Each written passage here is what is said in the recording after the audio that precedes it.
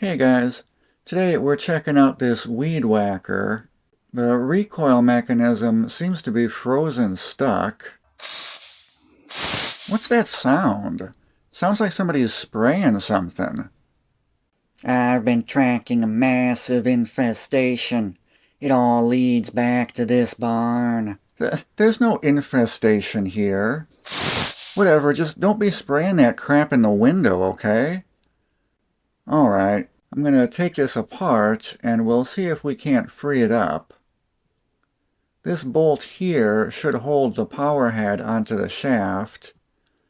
It keeps turning though, and it won't come out. So I'm going to separate the two handle halves and see if we can see what's going on in there. The so-called engineers deliberately make it hard to take apart, so you have to buy a new one instead of fixing it yourself. I mean, that is true. Hey, I didn't say you could come in here. All signs point to this weed whacker as the source of the infestation. Yeah, there's no infestation here. So this bolt has a square nut on the other side that was spinning. I should be able to remove the bolt now, and then we should be able to slide the power head off. From here we got 4 Torx screws on the front. These were pretty tight. Then we got 2 screws on the back here too. Uh-oh. Looks like a mud dauber built a nest in there. That's the government conspiracy. The CIA's been using mud daubers as biological surveillance devices for years. No, that can't be true. I should be able to just slide this front cover off. I had to tap it a little bit with a hammer. It's still on there pretty tight. Oh, that is nasty. The whole thing was filled with bug nests. Add another $1 to the I was right jar. That doesn't mean they're biological surveillance devices. I'm gonna disconnect the kill switch wires so I can clean this out. Destroy all evidence now before the government tracks it back to us. I'm just gonna dump it out in the driveway. Yeah, that nest is what was binding up the recoil mechanism. I think the recoil is fine otherwise. Alright, so I got the cover cleaned out. I sprayed some lube on the spring inside the recoil. Seems to be working pretty good now. The engine is pretty well cleaned off too, but there is some rust on the flywheel magnets. So I'm going to pull the ignition coil, clean that rust off of there too. I have another video where I go through the whole process of replacing the ignition coil, setting the air gap. So I'm not going to go through all that here. There'll be a link to it in the video description. You can also use a business card. Yeah, I've done that in the past. That is covered in the other video. The air gap doesn't have to be super accurate. Now, before we bolt everything together, I want to make sure we have spark, because it's possible that coil is bad. So I'll put the cover back on without putting the bolts in.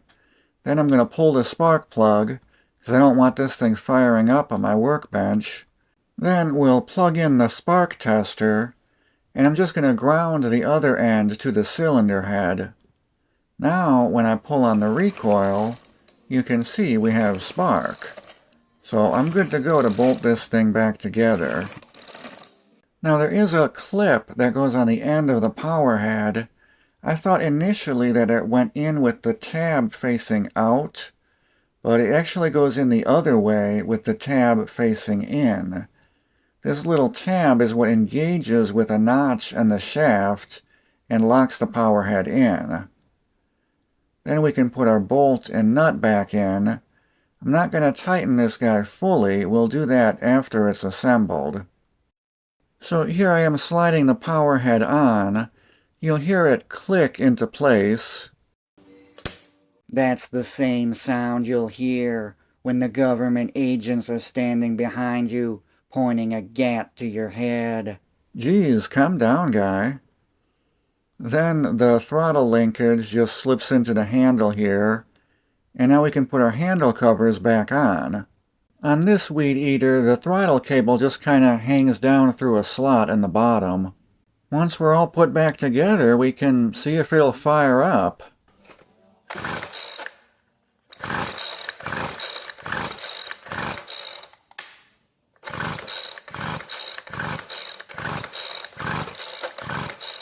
Planned obsolescence.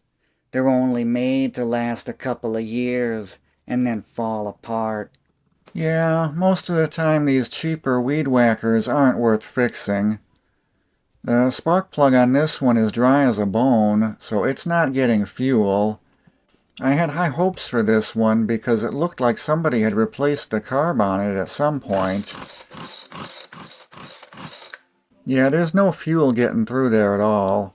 So I'm not sure if that replacement carb was bad or if there's something else wrong with it. Thanks everyone for watching.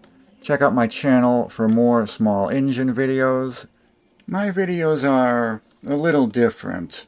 I try to mix it up a bit with the parody cartoon characters. So subscribe if you like that sort of thing. Alright, so stay tuned for part 2. Or maybe not, because this won't even start up with starting fluid. See you later. Bye.